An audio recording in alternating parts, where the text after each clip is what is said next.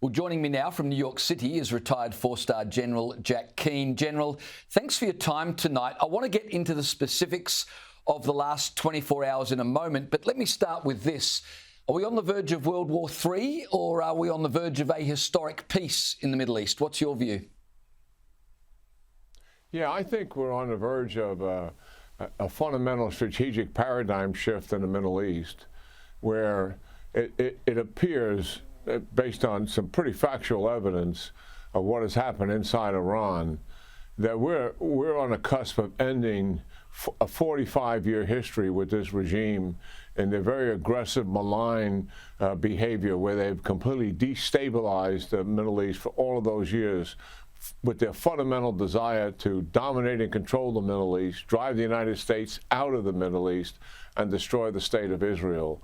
And now that they've been decapitated in terms of their nuclear capability, their ballistic missile capability, much of their military capability, we see an end in sight for this regime. And the idea that some people think this is going to be World War III is just nonsense. I mean, that is so shallow thinking, with no reasoning to see what the facts are here in front of us. We're ending a war, not starting a war.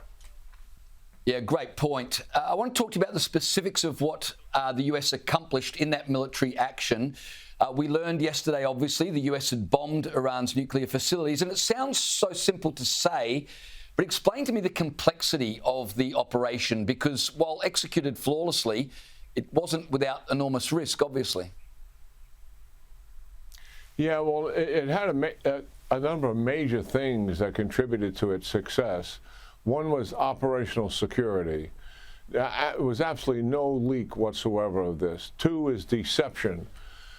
They flew a couple of airplanes to the west towards Hawaii, and after they took off from the state of Missouri, which for our viewing audience in Australia, that's central to the United States, they took off the other 7 B-2 bombers, took off to the east, and they weren't doing any communications. They were moving radio silent in doing that.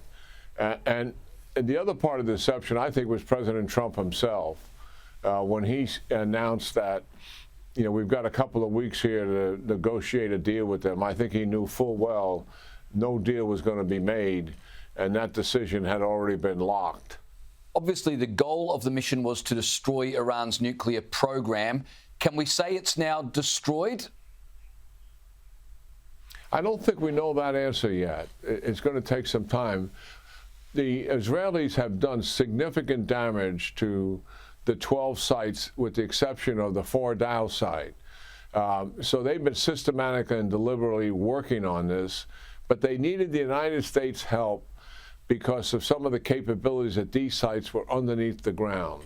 Even though a lot of things have been destroyed at Isfahan and also in Natanz, to finish it off, they wanted the United States to help them do that. And in Fordow, they had limited capability because the underground enriched uranium and where the centrifuges are held is 300 feet underneath a mountain of rock.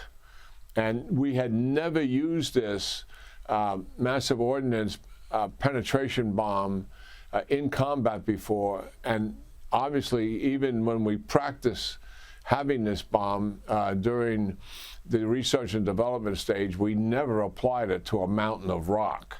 So there was some question mark in terms of what the results would be.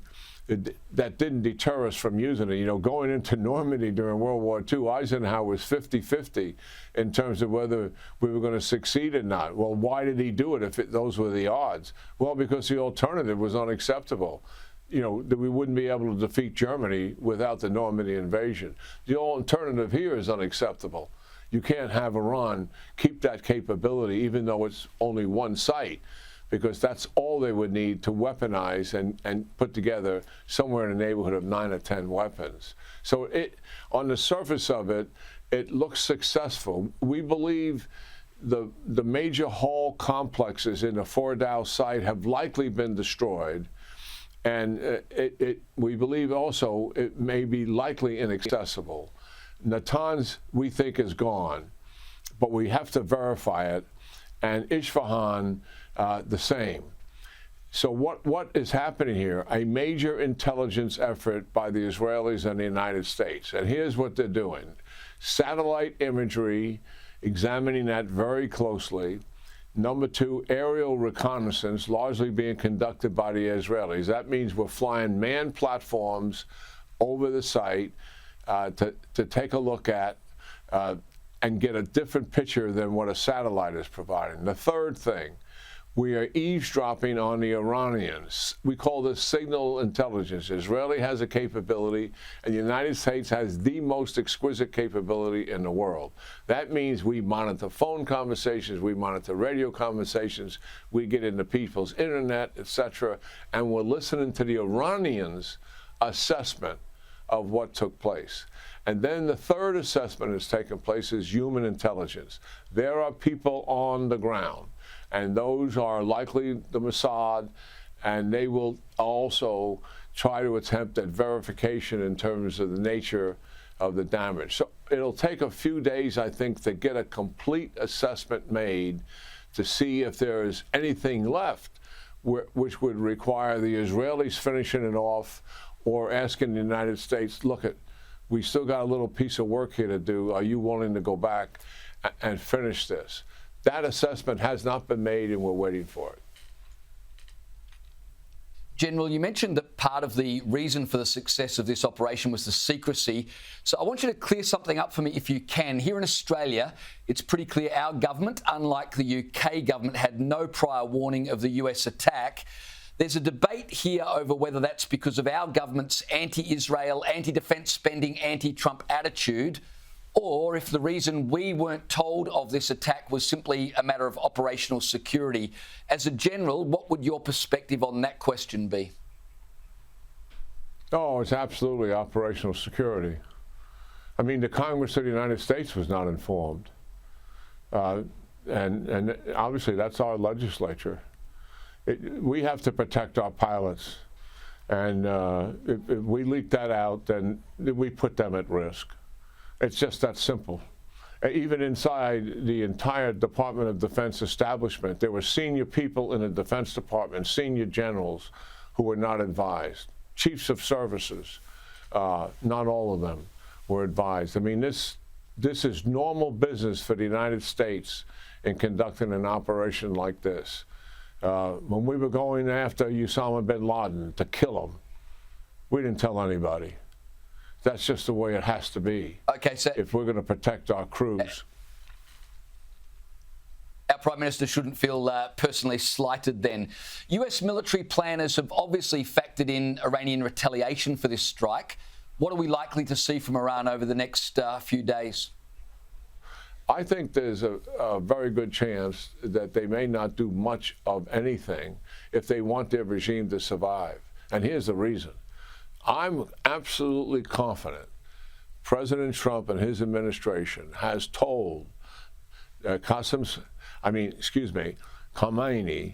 the supreme leader, the Ayatollah, that if you attack and harm us at all, we are coming for you. And everything will be on the table.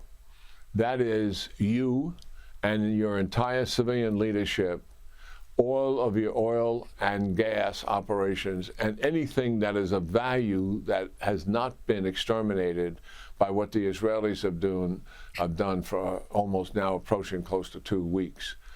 That would be consequential to him, and it would likely put him in a position where there would be an internal change of regime by someone else, leaders that are surviving that. So, yeah, that's kind of what's on the table here, just looking at it from afar. And obviously this is their choice, just like the attack you've seen in the last 24 hours was President Trump's choice. Well, we're certainly going to be watching with anticipation to see where events go from here. General Jack Keane, thanks so much for your time tonight. Yeah, great talking to you and always your audience. Thank you.